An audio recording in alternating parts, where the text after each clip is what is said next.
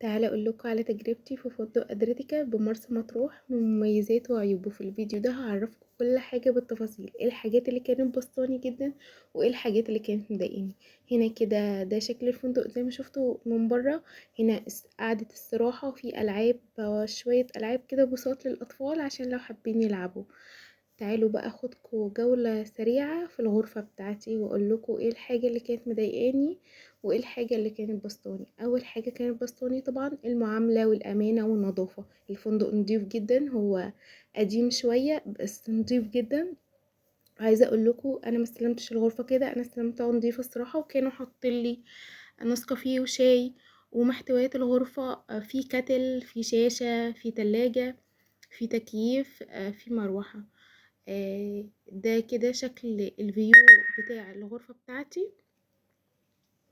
هو ما كانش الغرفة بتاعتي شركة السياحة اللي انا كنت طالعة معاها ما كانتش حاجزة غرف بتشوف البحر، اما في هناك غرف بتشوف البحر.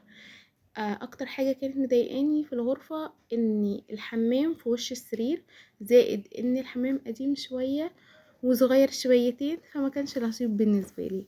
بس من ناحية النظافة والمعاملة وكل حاجة فالصراحة اديله 10 على 10. ده كده المطعم، انا ما كنتش واخدة الغرفة بتاعتي بالاكل، بس الناس اللي كانوا معايا كانوا بيشكروا جدا في جودة الاكل لان هو مش اوبن بوفيه، فمركزين على صنف او اتنين بس بيطلعوا لكم زي اكل البيت واحلى.